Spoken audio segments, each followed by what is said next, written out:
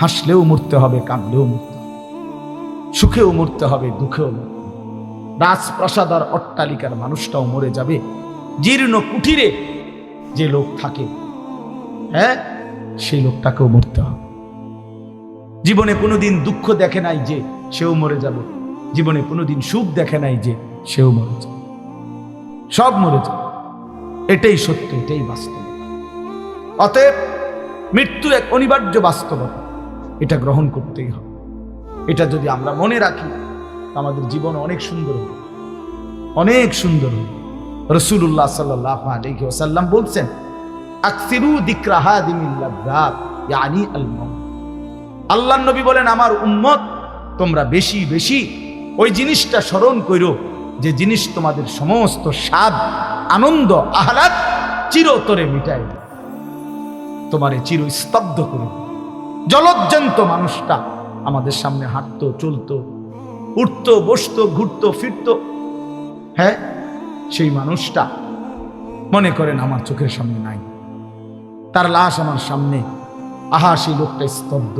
পৃথিবীর কত মানুষ কত আওয়াজ করতেছে, কত শোরগোল করতেছে, কিন্তু এই লোকটা হাতও নাড়ে না, পাও নাড়ে না, চোখও মেলে না, আর কিছুই করে না। এ কি আশ্চর্য বিষয়! চোখের সামনের এই মানুষটা নাই, কি হলো তার? কে তারে থামাই দিল? কে তারে স্তব্ধ করল? এ তো আমার মতো ঘুরতো, ফিরতো, হাঁটতো। আহ, আমার আব্বারে আমি কত দেখছি, একদিন আমার আব্বা চলে গেল। আমার দাদারে আমি কত দেখছি, আমার দাদা একদিন চলে গেল। আমার জ্যাঠারে আমি দেখে আসছি, দোয়া করে আসছি, ফু দিয়ে আসছি। এক সপ্তাহ পরে জ্যাঠা ইন্তেকাল করলেন, আবার এক সপ্তাহ পরে আমি গিয়া জ্যাঠার জানাজা পড়াইছি। এই তো বাস্তবতা। যুবক ভাই, তুমিও মনে রাখো, বয়স্ক বাবা আপনিও মনে রাখেন। হাসান বসরি রহমতুল্লাহ আলাইহি একজন বড় বুজুর্গ ছিলেন। উনি বলতেন, তিনি যখন কোনো যুবককে দেখতেন আর বয়স্ক দেখতেন, তো তিনি যুবকদেরকে বলতেন, ইয়া মা'শারাশ শাবাব ইন্না যারআ কাদ তুদরিকুল আহাতু ক্বাবলা আন ইয়াবলুগ। তিনি উপদেশ দিতেন, হে যুবকগণ শোনো, সব ফুল, সব ফল, সব গাছ চারা পরিপক্ক পাকা পর্যন্ত পৌঁছায় না, তার আগেই অগণিত ফুল, অগণিত ফল, অগণিত চারা গাছ ঝরে ঝরে। এটা উনি মনে করাইতেন মৃত্যু। উনি এটা বুঝাইতেন, যুবক তুমি দেখো, একটা আম গাছের মধ্যে যতগুলো মুকুল ধরছে ফুল, সবগুলো আম হয় না। যতগুলো আম ধরছিল ছোট ছোট, সবগুলো বড় পাকা পর্যন্ত যায় না, তার আগেই ঝরে যায়। ঝরেই যায় বেশি, থাইকা যায় অল্প। তার মানে যুবক, কিশোর, তরুণ এই বয়সেই মৃত্যু হয় বেশি, বৃদ্ধ পর্যন্ত পৌঁছে কম। পুরা বাড়িতে অনেক সময় এমন হয় একজনও বয়স্ক লোক নেই, একজনও নাই। আমার ঘর, আমার বাপ চাচাদের যে ঘর, সেখানে আপনার এখন আমার চাচাতো ভাই, জ্যাঠাতো ভাই, আমার ভাই বেরাদর সব মিলাইয়া আমাদের ছেলে পেলে ভাই ভাতিজা মিলে না হয়তো 60-70 জন আছি আমরা, কিন্তু আমাদের একজনও বয়স্ক লোক নাই।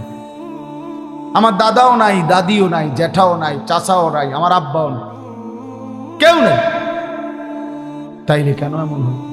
তাহলে বোঝা গেল অধিকাংশই ঝরে যায়, কবরে চলে যায়, মৃত্যু হয়ে যায়। এই জন্য ধোঁকা না খাওয়া।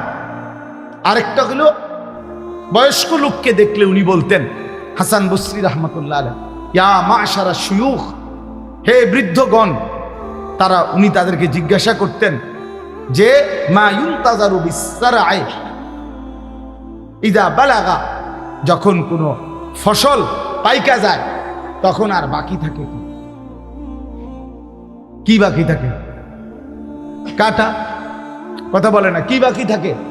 ক্বালু আল হাসাদ, বা কাটাটা বাকি থাকে, পাইকা তো গেছে। তার মানে আপনারা পাইকা তো গেছেন, বয়স তো হয়েই গেছে, আর শুধু মৃত্যুটা না, আর শুধু মৃত্যুটা বাকি। তাইলে যুবককে বলতেন, তুমি ভেবো না তুমি বৃদ্ধ হবা, কারণ অসংখ্য ফুল তো আগেই ঝরে যায়, অসংখ্য ফল তো আগেই ঝরে যায়, অসংখ্য গাছ তো আগেই ঝরে যায়। আবার বৃদ্ধকে বলতেন যে আপনার তো আর কিছুই বাকি নাই, আপনি তো পাইকেই গেছেন, এখন শুধু কাটা, কবর, মৃত্যু ছাড়া আর বাকিটা। তাহলে মৃত্যু ভুলে না যাও, মৌত ভুলে না যাও। রাসূলুল্লাহ সাল্লাল্লাহু আলাইহি ওয়াসাল্লাম বলেন, কাফা বিল মাউতে ওয়াইজান। নবীজি বলেন, কোন মানুষ যদি মৃত্যুর কথা স্মরণ করে তার ওয়াজের জন্য, নসিহতের জন্য এটাই যথেষ্ট, এটাই যথেষ্ট। আমরা কিতাবে পড়ছি হযরত ওমর রাদিয়াল্লাহু তাআলা আনহু, এত বড় সাহাবী, উনি বলতেন কুল্লা ইয়াউমিন ইউকালু মাতা ফুলান মাতা ফুলান ওয়ালা বুদ্দা মিন ইয়াউমিন ইউকালু মাতা উমর। তিনি বলতেন, হায় শোনো, প্রতিদিন ঘোষণা হয় আজ অমুকের মৃত্যু হলো, অমুকের মৃত্যু হলো, অমুকের মৃত্যু হলো। অচিরেই একদিন ঘোষণা হবে আজ ওমরের মৃত্যু হলো, আজ ওমরের মৃত্যু হলো। উনি বলেন এই ঘোষণা শুনবে খুব দ্রুত একদিন। এই জন্য বাপ, এই আমাদের ব্যক্তিগতভাবে প্রতিনিয়ত মৃত্যু হচ্ছে, ঠিক এভাবে আমরা তো মরছি, একদিন এই গোটা আলমের মৃত্যু হবে, একদিন এই গোটা সৃষ্টিটাই আল্লাহ তাআলা গোটায় ফেলবে। আচ্ছা, কি আশ্চর্য কথা, এটা কি অবাক করা। এক মিনিট যদি কেউ বিবেক দিয়া ভাবে, যারে বলে কি হলো, বলেন কি, এত বড় আসমান ভেঙে যাবে, এই সূর্য খসে পড়বে, চাঁদ খসে পড়বে। আল্লাহ তাআলা বলছে ইযা সামাউন ফাতারাত, আসমান ভেঙে যাবে। ওয়া ইদাল কাওয়াকিবুন তাসারাত, তারকারাজি খসে খসে পড়বে। ইযা শামসু কুব্বিরাত ওয়া ইদাল কাওয়াকিবুন তাসারাত। আল্লাহ তাআলা বলছেন সূর্যটা গুটায় ফেলা হবে, পাহাড়গুলো বালির মতো, তুলার মতো উঠতে থাকবে। ইদা রাজ্জাতিল আরদু রাজ্জা, এই জমিনের মাটিগুলো রেজা রেজা, পাউডার পাউডার হয়ে যাবে। ওয়া ইদাল বিহারু ফুজ্জিরাত, সমুদ্র, খাল, বিল, নদীর পানিগুলো সব টকবগে উতরাইয়া গরম হইয়া বাষ্পের মতো উড়ে যাবে। না কোথাও পানি থাকবে, না কোথাও গাছ থাকবে, না আসমান থাকবে, না জমিন থাকবে, কিছু। আচ্ছা, এটা কেমন কথা, এটা কেমন আশ্চর্য বিষয়। এই গোটা আলমের মৃত্যু হবে। আল্লাহ তাআলা কোরআনুল কারীমে বিশ্বাস করেন, অসংখ্যবার এই কথা এটা বলছে, এটা হবেই হবে। ইদা ওয়াকাতিল ওয়াকিআ, আল্লাহ বলেন এই ঘটনাটা ঘটবে। লাইসা লিওয়াকাতিহা কাযিবা, এই ঘটনা মিথ্যা মনে করার মতো কেহ নাই। যেদিন ঘটে যাবে তখন আর কারো কোনো মিথ্যাবাদী আর থাকবে না, অর্থাৎ কেউ আর অস্বীকার করার সুযোগ হবে। চোখের সামনে, চোখের সামনে। কোরআন শরীফে একটা সূরা আছে, সূরা হজ। ওই যে আমরা হজ করি না, এই হজ সূরাটার নাম। এই সূরার শুরুতে আল্লাহ তাআলা এই পৃথিবী ধ্বংসের, কিয়ামতের একটা সাংঘাতিক বর্ণনা দিয়েছেন। ওইখানে আছে, আল্লাহ বলেন, ইয়া আইয়ুহান নাসুত্তাকু রাব্বাকুম, হে মানুষ তোমরা আল্লাহকে ভয় করো। আর শুনো, ইন্না জালজালাতাস সাআতি শাইউন আযীম, নিশ্চয়ই কিয়ামতের ভূমিকম্প, জালজালা, এই যে বললাম জিলজাল এবং জালজালা অর্থ ভূমিকম্প। আল্লাহ বলেন কিয়ামতের ভূমিকম্প, আমার এই পৃথিবী যখন ভাঙতে শুরু করবে, এই সৃষ্টি জগৎ পুরাটা যখন আমি আল্লাহ গুটায় ফেলবো। ওয়াসসামাওয়াতু মাতবিয়াতুম বিয়ামিনি, আল্লাহ বলেন 7 আসমান আমি আল্লাহ তাআলার হাতের মধ্যে গুটায় ফেলবো, গুটায় ফেলবো। তুমি জানো না আমার ক্ষমতা। কুল্লু মান আলাইহা ফান ওয়া ইয়াবকা ওয়াজহু রাব্বিক, সব শেষ করে দেব আমি, শুধু আমি আল্লাহই থাকব, শুধু আমি আল্লাহই থাকব। তো আল্লাহ তাআলা বলেন এই ইসরাফিল ফু দিলেই, শুরু করলেই জমিনে ভূমিকম্প শুরু হবে। ইন্না জালজালাতাস সাআতি শাইউন আযীম, আল্লাহ বলেন নিশ্চয়ই এই কিয়ামতের ভূমিকম্প এটা শাইউন আযীম, বড়ই ভয়ানক, বড়ই মারাত্মক। কারণ দুনিয়ার ভূমিকম্প এক নাম্বার হলো, বর্তমানের ভূমিকম্প কখনো 30 সেকেন্ড, কখনো 40 সেকেন্ড, কখনো 47 সেকেন্ড, 50 সেকেন্ড, এই সেকেন্ড সেকেন্ড মিনিট, 47 মিনিট ভূমিকম্প হয়। কথা কর না কেন, 30 মিনিট ভূমিকম্প হয়, 30 মিনিট ভূমিকম্প হইলে আমাদের 14 গোষ্ঠী থাকবে 30 সেকেন্ড 40 সেকেন্ড হয় ভূমিকম্প। এইটুকুতে একে তো সময় সামান্য, দ্বিতীয়ত হলে একসাথে গোটা পৃথিবীতে হয় না, এদিকে হলে ওইদিকে হয় না এরকম। কিন্তু আল্লাহ তাআলা বলেন ইসরাফিল ফুঁ দিলে যে ভূমিকম্পটা হবে, সেই ভূমিকম্পটা গোটা পৃথিবী একসাথে নাড়ায়, একসাথে 47 সেকেন্ড না, কতক্ষণ সেটা আল্লাহই জানে। তখন অবস্থা কি হবে? মানুষের আতঙ্ক, এই ভূমিকম্পে আতঙ্ক। হ্যাঁ, আমি একবার চাঁদপুর মাহফিলে ছিলাম, রাত্রে ঘুমাইছি মসজিদের রুমে, ইমাম সাহেবের রুমে, এই সময় ভূমিকম্প আইছে, দরজা খুলে দিছি দৌড়, মসজিদের মাঠে আইছি দাঁড়াইয়া, চাই যে পুরা গ্রামের মানুষ সব আইসা বলছে হই হুল্লোড় চিৎকার, হায় হায়। অথচ সবাই চিৎকার দিতে দিতে ভূমিকম্প শেষ। ভূমিকম্প হয়েছেই তো অল্প একটু, কিন্তু এটুকুর আতঙ্কেই যা হুজুর পাবলিক বরাবর, কিসের হুজুর আর কিসের পাবলিক, বক্তা শ্রোতা সমান। এই এখন মনে করেন ভূমিকম্প হইলে আমরা সব দিন আমিও আমি এখানে বুজুর্গি দেখাই এটা হ্যাঁ, আমি একটা বড় হুজুর বেটা প্রধান বক্তা, আমি লড়লে কি মাইসে কি করবো, আপনি কি করবেন আমার সময় কো, আমার জান নিয়ে আল্লাহ। তো এই সামান্য ভূমিকম্প, কিন্তু আল্লাহ তাআলা বলেন ইসরাফিল সিংহা ফুঁ দিলে যে ভূমিকম্প হবে বান্দা, সেটা বড়ই ভয়ানক, সেটা সারা পৃথিবী নড়বে একসাথে। তখন কি হবে মানুষের আতঙ্ক? ইয়াউমা তারাউনাহা তাযহালু কুল্লু মুরদিআতিন আম্মা আরদাআত। এই 1 নম্বরে আল্লাহ বলেন যে মা তার বাচ্চাটাকে দুধ পান করাইতেছিল, এই কোলের বাচ্চা, দুধের বাচ্চা, আপন মা তার দুধের বাচ্চা ভুলে যাবে, ফেলে দিবে, ছুঁড়ে মারবে, আর মা পাগলের মতো দৌড়ানো শুরু। কোরআন শরীফের আয়াত, ওয়াতাদাউ কুল্লু যাতি হামলিন হামলাহা। এবং আল্লাহ তাআলা বলেন যে মায়ের পেটের বাচ্চা 10 মাস পূর্ণ হয়ে গেছে, আগামী 2 ঘন্টা 5 ঘন্টা পরে বাচ্চাটা এমনিতেই প্রসব হইতো, আল্লাহ তাআলা বলেন ইসরাফিলের ফুঁ দিলে জমিন যখন কাঁপতে শুরু করবে, তো এই গর্ভধারিণী মা, গর্ভবতী নারী পাগলের মতো এভাবে ছুটবে, দৌড়বে, নিজের গর্ভের বাচ্চা নিজে নিজেই পড়ে যাবে। ও তারান নাসা সুকারা, আল্লাহ বলেন মাতালের মতো সমস্ত মানুষগুলো ছুটতে থাকবে। ফাইদা বারিকাল বাসার ওয়া খাসাফাল কামার ওয়া জুমিআ আশ-শামসু ওয়াল কামার। আল্লাহ তাআলা বলে চন্দ্র সূর্য আলোহীন হয়ে যাবে, সূর্য চন্দ্র এক হয়ে যাবে। ওয়া জুমিআ আশ-শামসু ওয়াল কামার ইয়াকুলুল ইনসানু ইয়াওমাইদিন আইনাল মাফার। লোকেরা দৌড়বে আর ছুটবে, মানুষ একে অপরকে জিজ্ঞেস করবে ভাইয়া পালাবো কোথায়, দাঁড়াবো কোথায়, কোথাও তো স্থির কোনো জায়গা নাই, কোথায় দাঁড়াবো? আল্লাহ তাআলা বলেন কাল্লা লা ওয়াজার, না বান্দা, সেদিন আর কোথাও জায়গা মিলবে না। ইলা রাব্বিকা ইয়াওমাইদিনিল মুস্তাকার, আজকে শুধুই কেবল তোমার আল্লাহর কাছেই আশ্রয় ঠিকানা। এভাবে বহু আয়াত কোরআন কারীমের মধ্যে আল্লাহ তাআলা বর্ণনা করছেন। আমার ভাই, তো এই ইসরাফিলের ফুঁ দিলে গোটা আলমের মৃত্যু হবে, ভূমিকম্প শুরু হবে। তো এই ভূমিকম্প কেন হবে?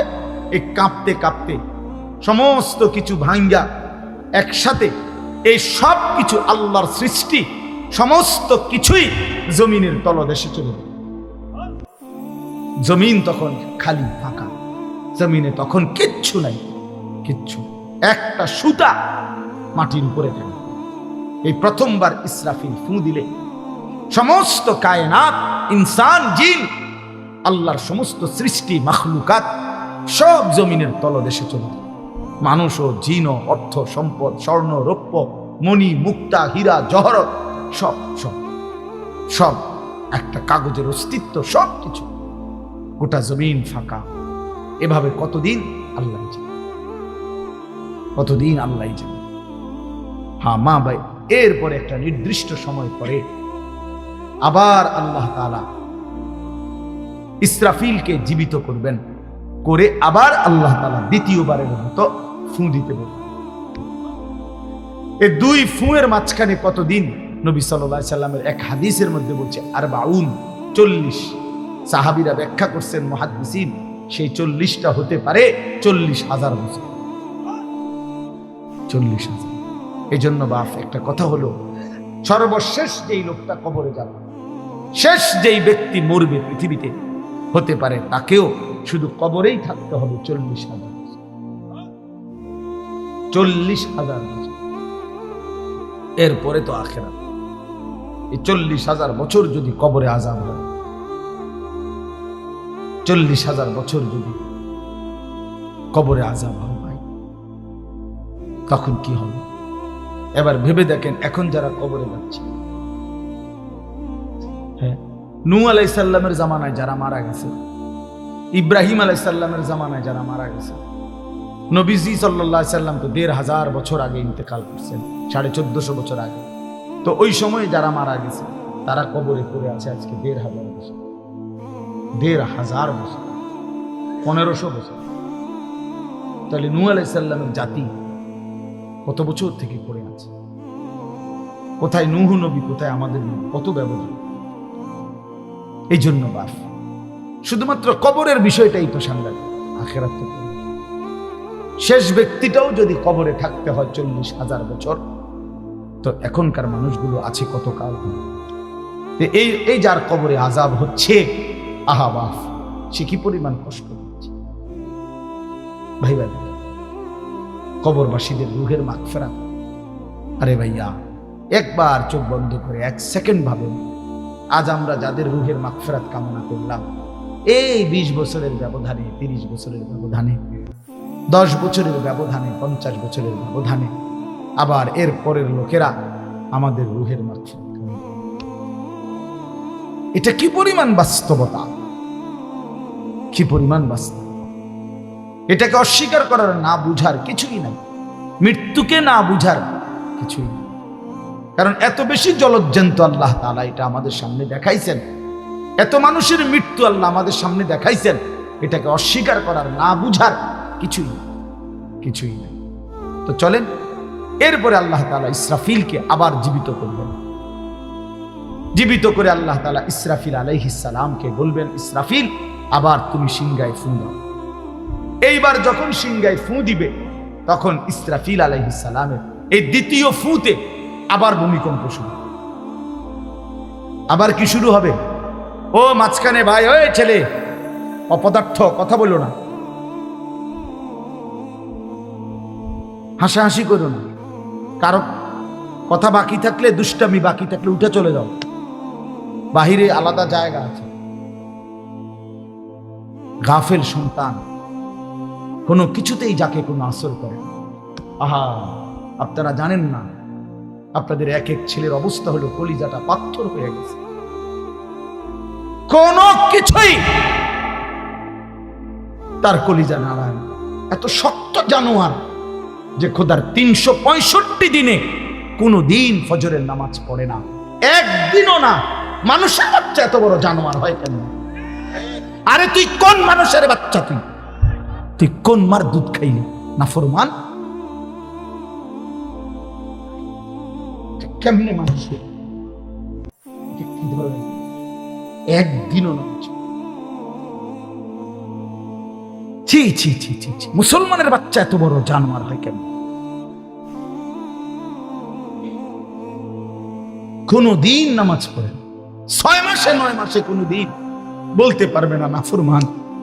কোন দিন 5 ওয়াক্ত নামাজ পড়ছে কিনা? এত বড় অসভ্য! মায়ের সন্তান হয় কেন? বাবার সন্তান হয় কেন? চিন্তা করো, কোনো কিছুই ছেলে পেলেদের হালাত হবে এই পরিমাণ লাগাম ছাড়া। কিসের মা, কিসের বাবা, কে তার মা, কে তার বাপ, কে কি তার ধর্ম, তার আল্লাহকে, তার রসুলকে, তারে বানাইছে কে, আসছে কোত্থেকে, কেন আসছে, কি করতেছে, কি করছে, কিচ্ছুর খবর নেই। কিচ্ছুর খবর। আসে, হাঁটে, বুট খায়, বন খায়, মোবাইল টিপে, খারাইয়া মুতে, বইয়া মুতে, বন্ধু বান্ধবদের সাথে আড্ডা দেয়, মেয়ের পিছনে ঘোরে, অসভ্য অশ্লীল কথাবার্তা বলে। এটা কি এটা জিন্দেগি হলো? ভেবে দেখেন। ওফ, কোন সুস্থ স্বাভাবিক মানুষ এমন হয়? বলো ভাইয়া বলো। রাগ করো না বাপ, কে তোমা করে মনে করাই? কেউ মনে করে? বাবা মারও ফিকির শেষ, শুধু টাকা রোজগারের ফিকির। দেশে থাইকা পারো, নাহলে বিদেশ গিয়া পারো, কোনো না কোনো ভাবে পয়সা রোজগার করো।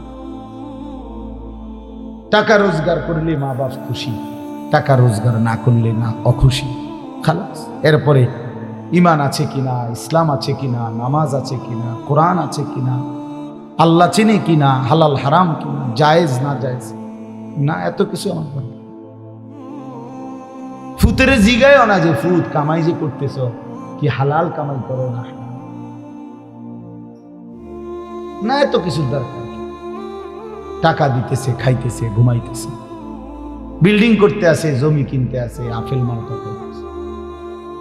এক ছেলে আমার নিজে বলছে, আমি সবার ব্যাপারে বলি না, এক ছেলে আমার নিজে বলছে, হুজুর আমি একটা দেশের নাম বলছে, যেই দেশে আমার কর্মটা ছিল, চলে আসছে ওই দেশ থেকে। আমার বলছে, হুজুর আমার কর্মটা হলো এই, মদের বার, মদের হোটেলে নারী পুরুষ উলঙ্গ জিনাবে বিচার করে, আমার দায়িত্ব শুধু পাশে দাঁড়িয়ে মদের বোতল নিয়ে দাঁড়ায় থাকা। যতবার তারা চায় অতবার তাদেরকে মদ গ্লাসে ঢেলে দেওয়া, তাদের হাতে তুলে দেওয়া। এর বিনিময়ে আমার মাসে বেতন 2 লাখ টাকা। মুসলমান, মুসলমান, মুসলমানের সন্তান, বাংলাদেশের সন্তান। তো এই টাকা যখন বাবা খাচ্ছেন, বিল্ডিং করতেছে, কোনো টেনশন নাই। আমি আবারও বলছি, আমি সবার জন্য বলি, ওই বলছি দেখতে অট্টা করেছি, কথা বুঝছেন? আমি তো নাম ঠিকানা বলি না। এই জন্য আমার বাপ, ডাক দিয়েন না, ডাক দিয়েন না, একজনও ডাক দিয়েন না, অসভ্যরে ডাক দিয়েন না। হ্যাঁ হ্যাঁ, ডাক দিবেন কেন? হাইওয়ানকে ডাক দিবেন কেন? শুনেন, আপনারাই শুনেন, এত এত মানুষ শুনতে হবে না, কোনো অসুবিধা নেই, কোনো অসুবিধা নেই।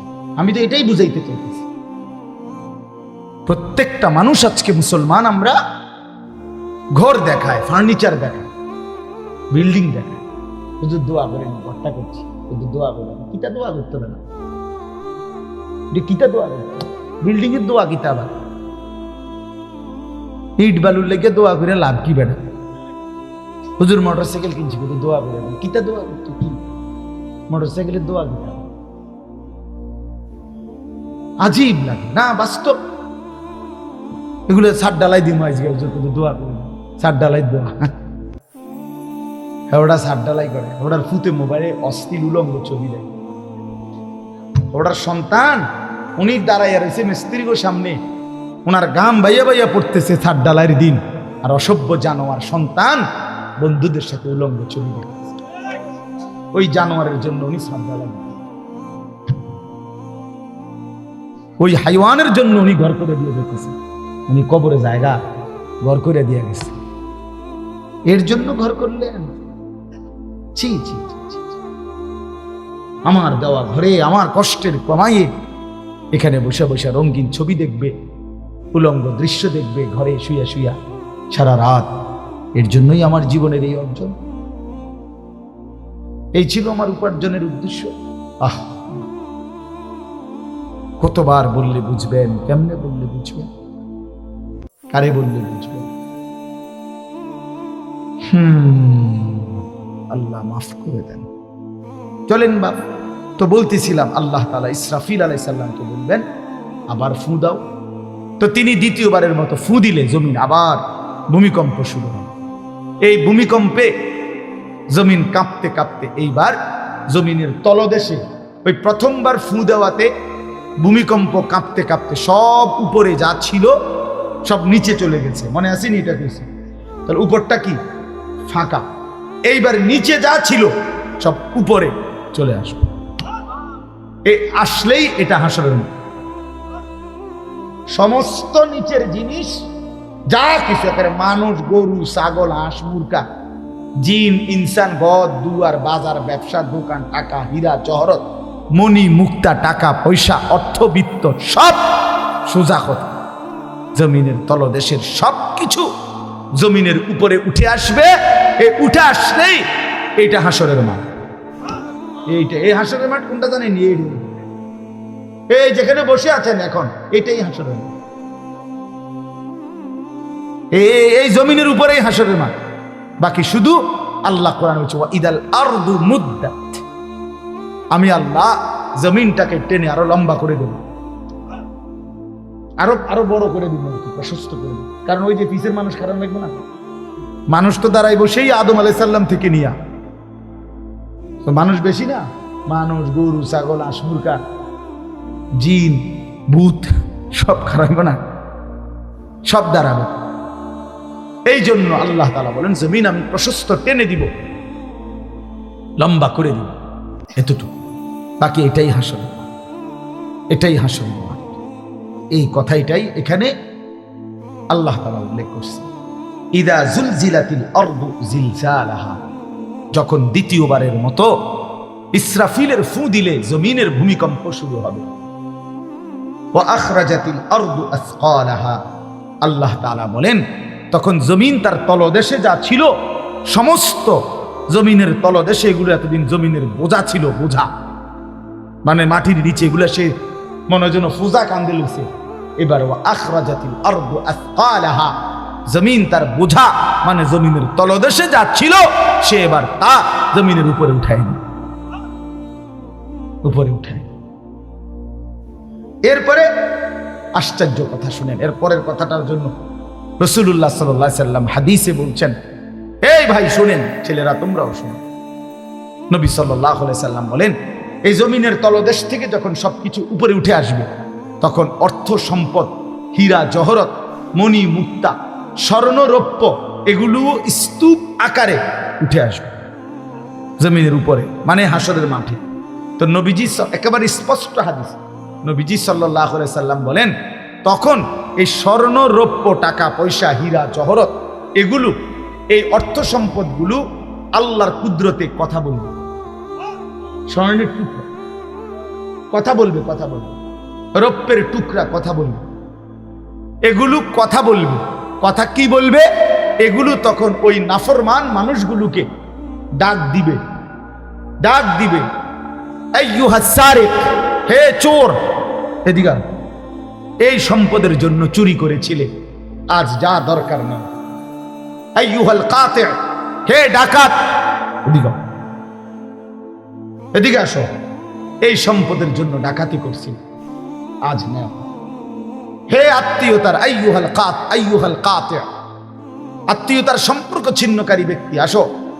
এই জন্য ভাইয়ের সাথে যুদ্ধ করছো, বোনের সম্পদ নষ্ট করছো, চাচারে সম্পত্তি দাও নাই, এই জন্য, এই দুনিয়ার জন্য নাও, এখন না, এখন যা লাগে নাও। এইভাবে প্রত্যেক নাফরমান পাপীকে, হে হারামখোর, সুদ করে দিগা, এখানে টাকা যা লাগে নে, নে বাটপার, এখান থেকে টাকা নে, কি পরিমাণ টাকা দরকার নে। এইভাবে রাসূলুল্লাহ সাল্লাল্লাহু আলাইহি সাল্লাম বলেন দুনিয়ার এই সম্পদগুলো কথা বলবে আর ডাকবে।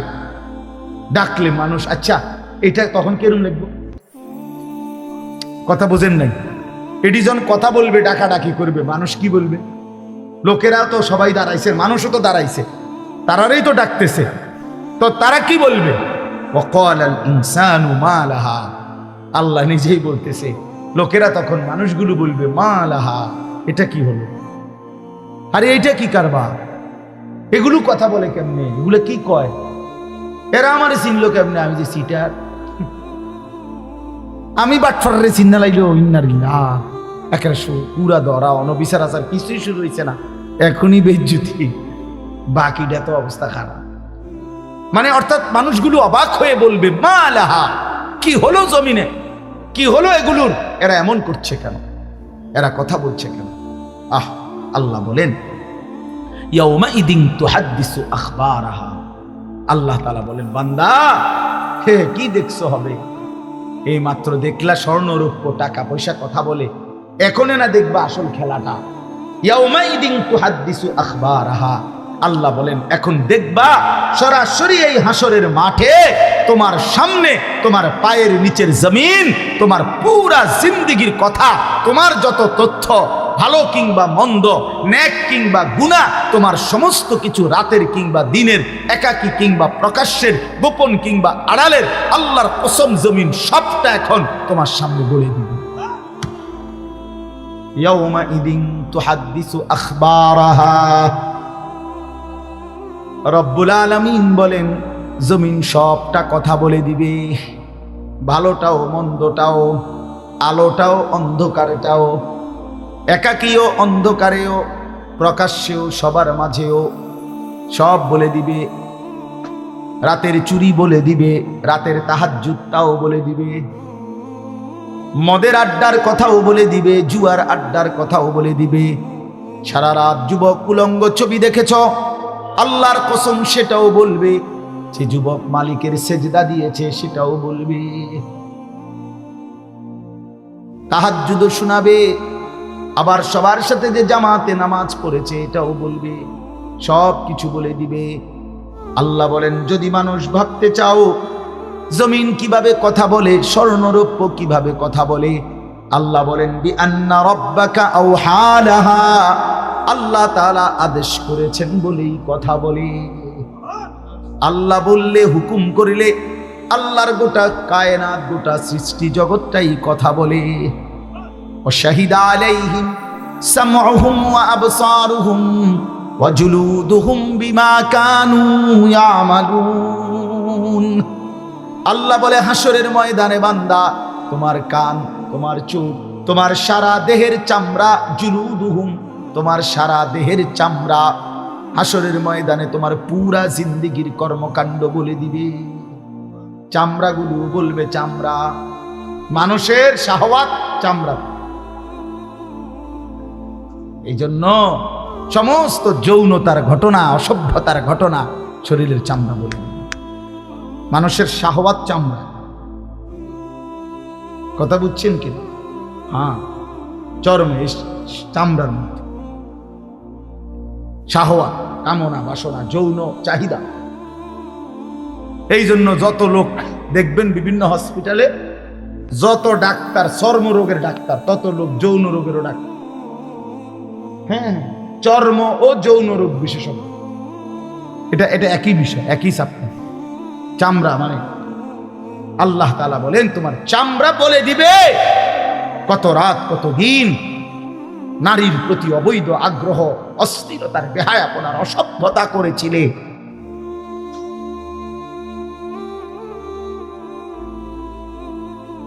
হায় হায়, বিআন্না রাব্বাকা আওহা লাহা। আল্লাহ বলেন আমি আল্লাহ হুকুম করেছি বলে কথা বলে। এই জন্য আল্লাহ হুকুম করিলে চামড়াও কথা বলে, কানেও কথা বলে। এখন কি কানে কথা বলে? কিন্তু সেদিন বল চোখেও কথা বলে। এখন চোখ কথা বলে না, মানে সবকিছুর জবান খুলবে, সবকিছু। আপনারা বলেন, আমরা তো মনে করি জিহ্বায় কথা বলে না, জিহ্বায় কথা বলে না, আল্লাহর হুকুম হইলে কথা বলে। নাহলে যেই লোক বোবা তারও তো জিহ্বা আছে না, তো সে কথা বলে না। যে লোক কানে শুনে না, তো তার কি আপনার এইভাবে কান বলতে কিছু নাই, তো সে শুনে না, কথা বলেন না কেন? আল্লাহর হুকুম। যার চোখ, যে চোখে দেখেন, এই যে জুয়েল ভাই, আমি মূলত তার মহব্বতেই মাহফিলটা দিচ্ছি। তো এই যে দেখে না, তো তার এভাবে তো চোখ আছে, সে দেখে না কেন? আল্লাহ তাআলার হুকুম নাই বলে দেয়, ঠিক কিনা বলেন না? মজার বিষয় হলো রাসূলুল্লাহ সাল্লাল্লাহু আলাইহি সাল্লাম হাদিসে স্পষ্ট বলেছেন, বিশ্বাস করেন, একেবারে বিশুদ্ধ হাদিস। আল্লাহ তাআলা তার দুইটা চোখ নিয়ে গেছে। নবীজি বলছেন সে যদি সবর করে আল্লাহর হুকুমের উপরে চলতে পারে, রাসূলুল্লাহ সাল্লাল্লাহু আলাইহি সাল্লাম বলেন আল্লাহ তাআলা তাকে এই দুইটা চোখ নিয়ে যাওয়ার কারণে, অন্ধ বানানোর কারণে সে যে সবর করলো, আল্লাহ রাসূল বলছেন আল্লাহ তাআলা নিশ্চিত তাকে জান্নাত দান করবে। এই জন্য তুমি ভাই সবর করো। মালিকের এই দুনিয়া দেখতে পারলো না তো অপেক্ষা করো, একদিন জান্নাত দেখবা, জান্নাতের হুর দেখবা, তো আরো মজা হবে যে আমি প্রথমেই জান্নাতি দেখলাম, জান্নাতি দেখলাম।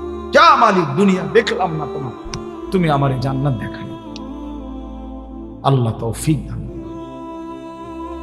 ইয়াউমাইদিন ইয়াসদুরুন নাসু আশতাতান লিয়ারাউ আমালাহুম, আল্লাহ বলেন তখন দলে দলে ফেরেশতারা মানুষগুলোকে লাইনবদ্ধ সারিবদ্ধ করে দলে দলে বানাবে। লোকেরা পরস্পর, প্রত্যেকটা মানুষকে ফেরেশতারা আলাদা আলাদা গ্রুপ বানিয়ে দেবে হাসরের ময়দানে। তখন প্রত্যেকে এই গ্রুপে গ্রুপে দলে দলে লিয়ারাউ আমালাহুম, নিজেদের আমল নামা, নিজেদের আমল দেখবার জন্য সামনে এগিয়ে যাবে। অর্থাৎ প্রত্যেককে তার আমল নামা দেখবার জন্য, দেওয়ার জন্য নির্দিষ্ট জায়গায় নিয়ে আসবে। নেওয়ার পরে সেখানে প্রত্যেকের ফাইল, প্রত্যেকের খাতা আমল নামা তার হাতে তুলে দেওয়া হবে। দিলেই সে দেখবে। আল্লাহ বলতেছেন ফামান ইয়ামাল মিসকালা যাররাতিন খায়রান ইয়ারা, এক বিন্দু, এক অণু পরিমাণ, পরমাণু পরিমাণ, সামান্য থেকে সামান্য পরিমাণও নেকি, কল্যাণ, তাও তুমি দেখতে পাবা।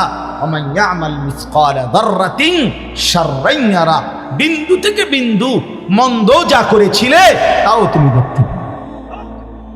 এক জাররা, মূলত জাররা বলে তাফসীরের মধ্যে লিখছে লা ওয়াজনা লাহু লা জিনাতা লাহা, যেটার কোনো ওজন হয় না, এত সামান্য, এত সামান্য, ওজন নাই, মানে 100 গ্রামও না, 10 গ্রামও না, 1 গ্রামও না, আধা গ্রামও, এত সামান্য, এটা কোনো ওজন নাই, ওজন নাই, ওজন আসে না আর কি, ওজনে হয়, এরে বলে জাররা।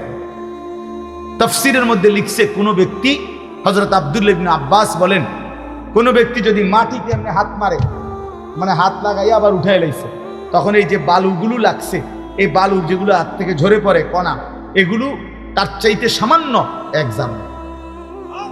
আমার উস্তাদ বলছিলেন ছাত্র জীবনে আমাদেরকে যে মানুষ যে কাপড় ধুইয়া চিপে, কাপড় এমনি চিপ্পা রোদ্রে দেয় না, মানে চিপ্পাই তো ফানি ফালায়, তো কাপড় চিপ্পা সাইরা মানুষের একটা স্বভাব হইল রৌদ্র দেওয়ার আগে এটার একটা ঝাড়া মারে, লুঙ্গিটারে একটা আগে কি মারে, ঝাড়া দিয়া এরপরে দেয়।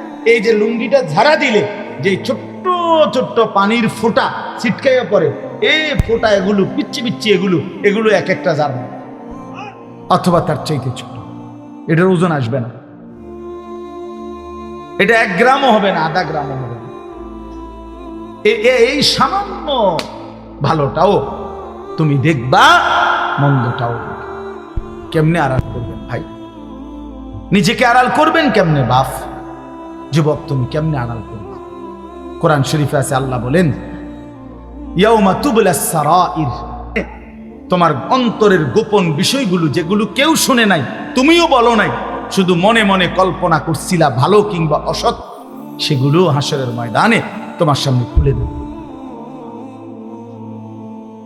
হ্যাঁ, আফালা ইয়ালামু ইযা বুসিরা মা ফিল কুবুর ওয়া হুসিলা মা ফিস সুদুর। আল্লাহ তাআলা বলেন এই বুকের ভিতরে, অন্তরের ভিতরের যেই কথাগুলো সেগুলো খুলে দেবে। এই জন্য আজকে আমার কথা এখানেই শেষ। আমি এতটুকু কথাই বলতে চাই, এই 99 নম্বর সূরাটা আমাদেরকে এই কথার সবক দিচ্ছে যে আমরা আমাদের জিন্দেগির 1 সেকেন্ড, একটি নিঃশ্বাস আড়াল করবার সুযোগ নেই। হিসাব দিতে হবে, হিসাব দিতে হবে।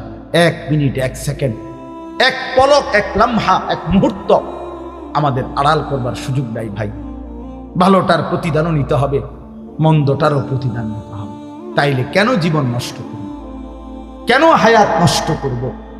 আমার অনুরোধ রইল, যতগুলো যুবক ছেলে আছো ভাই, তোমাদের কাছে অনুরোধ, মৌলানা কথা বলবে, এরপরে আরো একটু বয়ান হলে এরপরে দোয়া হবে, কিন্তু আমার মাঝখান দিয়ে এই কথাটাই আমি অনুরোধ করে বললাম, প্রত্যেকেই দয়া করে আল্লাহর ওয়াস্তে নিজের জীবনের কদর করো ভাই। আমার এটাই শেষ কথা।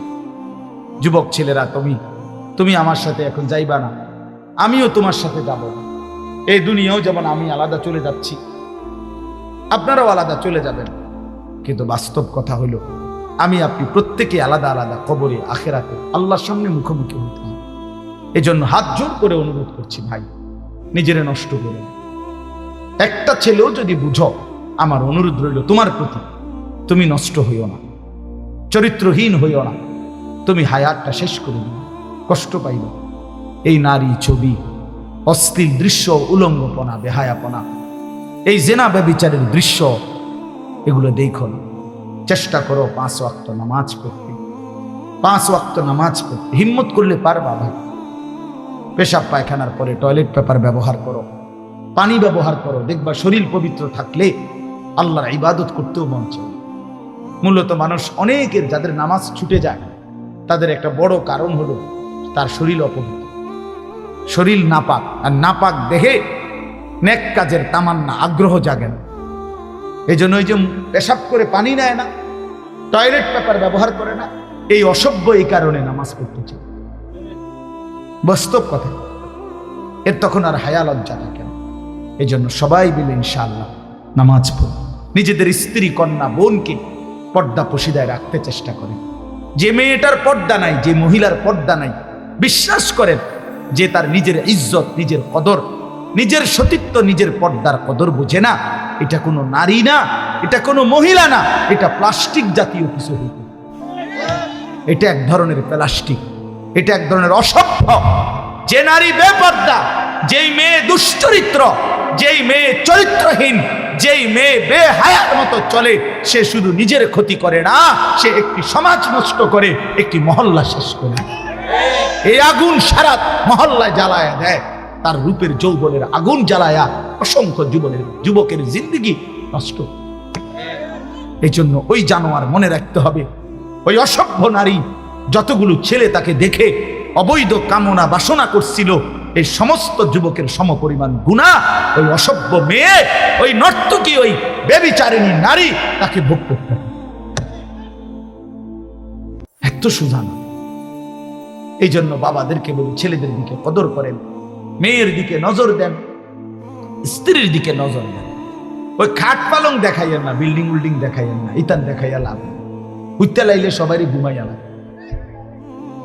পরিশ্রম করে ঘুমাইলে এত কিছু লাগে না। কত মানুষ আছে এরকম যারা ফাওড়াও দোয় না, জুতাই নাই, বেটা ফাও দিব কি দিয়ে বেটা, হ্যাঁ সময় করে এতটা ক্লান্ত থাকে যে শুইলেই কি এসে পড়ে ঘুম আইসা।